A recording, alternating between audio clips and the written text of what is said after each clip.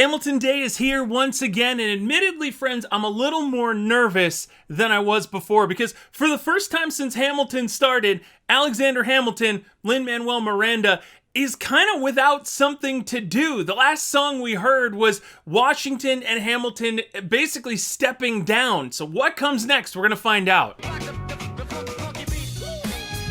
Welcome back, friends, and a special welcome to all the new friends out there. I'm YoBGS, and a big shout out to you if you are a new friend at this point, because we're coming up on the end of Hamilton, so you got here just in time. 3 songs today that we'll be checking out from the musical. We've got I Know Him, let's see, The Addams Administration, and We Know.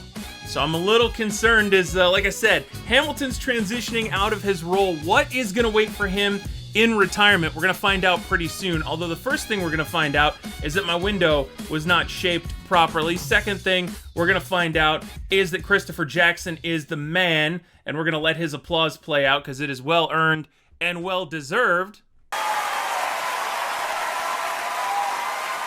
Bravo. Bravo. Absolutely bravo. Tremendous. Incredible work. All right, now, before we get into it, I do want to remind you to check and see if you're subscribed. YouTube unsubscribed like 6,000 people from my channel in the last few months. I don't really know why, so please subscribe if you like these videos, and if there's anything else you want to see from me moving forward. I've got some original stuff on the way that I think y'all are gonna love. Here we go, kicking it off, I Know Him. By the way, that piano, we know where we're going.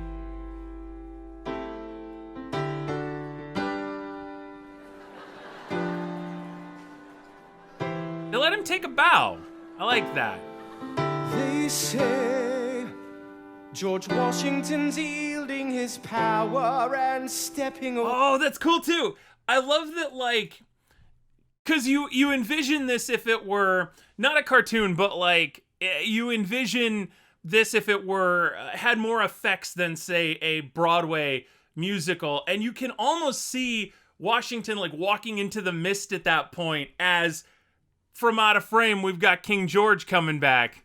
This has got to be his finale. True? I wasn't aware that was something a person could do. I'm perplexed. Are they going to keep on replacing whoever's in charge? If so, who's next? There's nobody else in their country who looms quite as large. That's the point, though, right? The point is you don't want somebody who could take over as a monarch, I say from the perspective of June of 2022. I'll revisit this video sometime in the future. But, no, that was, the goal was you just wanted the president to be like a dude. I mean, granted, an intelligent, well-versed, I guess not even you wanted him to be a dude at that point, but you want them to be a person now who, you know, is intelligent, well-versed, and a good diplomat, I would say, but not, they don't need that aspect of celebrity. What? John Adams? Why does he sound like Stewie? I know him. That can't be. Uh-oh. That's that little guy who spoke to me all those years ago. What was it, 85? That poor man, they're going to eat him alive. Oceans rise, empires fall. Yes, I'm going back because I love this note, and I was getting ready to sing along with it, and I like distracted myself. But the oceans rise, empires fall. I love that he keeps coming back to that line, because it's almost like, it's interesting to see that usually precedes his prediction that this is going to be the end of America, and then he says something that is completely wrong. Go, what was it, 85? That poor man, they're going to eat him alive. Oceans rise, empires fall. Next Oh, to so good. Washington, they all look small. All alone, watch them run. They will tear each other into pieces. Jesus Christ, it will be fun. Oh my God, he's so sweaty. He's so sweaty. How does he do this in just being out on stage for 10 seconds? His song isn't even, wait, I've got the track list up. His song is 1:38 minutes. Look at this. All alone, watch them run. He's fine from this angle. We will tear each other into pieces. Jesus Christ, it will be. There it is. Look at that. He's out there for a minute and he's sweating like Oedipus on Mother's Day. It's insanity.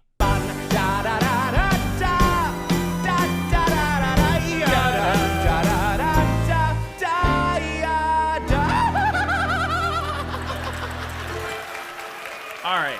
President John Adams, good luck.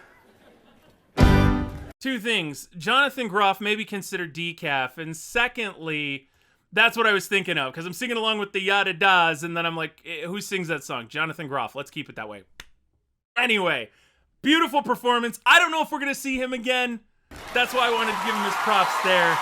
You'll love to see it. Out of Hamilton, the short-tempered protean creator of the Coast Guard, founder of the New York Post. Oh my God. I saw my volume was way too high and I went to move it down and I missed that King George is vibing. Of the New York Post ardently abused his cabinet post, destroy his reputation. Welcome, folks, to the Adams administration. Jefferson's the runner-up, which makes him the vice president. Washington can't help you now, no more Mr. Nice President. Adams fires him. Oh, they rhymed president with... Oh, no, that's fair. You rhyme vice with nice. Hamilton privately calls him Creole bastard in his taunts. Say what? Hamilton publishes his response. Sit down, John, you fat Hamilton's out of control. This is great. Wow! Wow! Okay, so that answers my question in the intro. What is going to happen to Hamilton? He's going to lose his mind. Of power. He holds no office, and he just destroyed President John Adams, the only other significant member of his party. Hamilton is a host unto himself. As long as he can hold a pen, he's a threat. Let's let him know what we know. Mr. Vice President, Mr. Madison, Senator Burr. He always has that, like... It's such a power move coming from Jefferson. And it's such a smart acting thing for Daveed Diggs because think about any stressful meeting you've ever been a part of in your life. You are, complete straight posture, right? You're nervous. Everything is set up a certain way. When Jefferson just comes like sauntering in, it shows that he could not be taking Hamilton less seriously. Even though he's the one who just said he was a threat. What is this? We have the check stubs from separate accounts. Almost $1,000 paid in different amounts. To Mr. James Reynolds, way back in 1790. Ah! I needed to do a little thing here. We gotta check out. It was $1,000. Oh no! And I just realized who they're talking about. Oh, that's bad news. Okay, it won't. I went to the inflation calculator just to see, and it won't. I think this one started. Oh, this one started in 1913. Damn. Some of the ones will let you go back that far, but I would assume that was a large fortune. And yeah, now we know what they know. What? Is that what you have? Are you dumb? You are uniquely situated by virtue of your position Though virtue is not a word I'd apply to this situation. to seek financial gain, astray from your sacred mission. And the evidence suggests you engaged in speculation. An immigrant embezzling our government funds. I can almost see the headline, your career is done. I hope you save some money for your daughter and sons. You best go and run back where you come from. Ha! Interesting. Like, interesting, almost, reggae-like vibe to it. And this part, what they're doing now is extra depressing. Like, when you take into account the fact that we still see that. You know what I mean? Even when you break through, even when you think you've gotten to that next level, there's always, and it's almost always boys, right? There's that old boys club that's just gonna brick wall you no matter what you do. And yeah, apparently back in 1800, same situation. You don't even know what you're asking me to confess. Confess. You have nothing, I don't have to tell you anything at all. Unless if I can prove that I never broke the law, do you promise not to tell another soul what you saw? No one else was in the room when it happened. Is that a yes? Yes. It's such a good callback, too. It's like the People's Court. Dear sir, I hope this letter finds you in good health and in a prosperous enough position to put wealth in the pockets of people like me down on their luck. You see, that was my wife who you decided. She courted me, escorted me to bed, and when she had me Okay, I got it.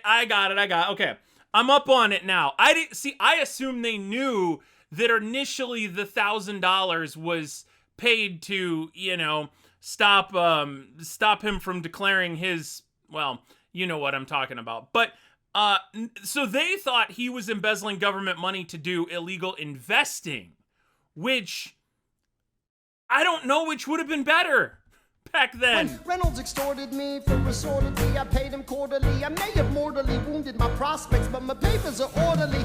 As you can see, I kept a record of every check in my checkered history. Check it again against your list and see consistency. I never spent a cent that wasn't mine. You sent the dogs after my sense, that's fine. Yes, I have reasons for shame, but I have not committed treason and sullied my good name. This verse is so good too. I'm sorry. It's the gif of the dude who's eating popcorn. Then he starts eating the next person's popcorn, and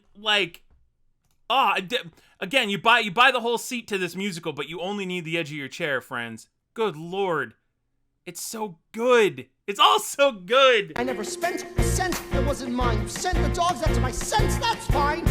Yes, I have reasons for shame, but I have not committed treason and sullied my good name. As you can see, I have done nothing to provoke legal action. Are my answers to your satisfaction? My God. Gentlemen, let's go. So? Difference between lawyers then and now, apparently. Nowadays, lawyers rarely ask a question they don't already know the answer to. Meanwhile, these three lawyers just opened Pandora's box. The people Goodness know. gracious. Well, and see, if Hamilton hadn't opened Pandora, never mind. Burr, how do I know you won't use this against me the next time we go toe-to-toe? Alexander, rumors only grow, and we both know what we know. Okay. And it appears that the woman in question, lady in the red dress, is back there. Now that's... Wow. Okay. It's wild because this is a shorter video today too, right? We only had about, 5 minutes of actual songs. And I clicked on the wrong thing again because, woo! Emotions, run it.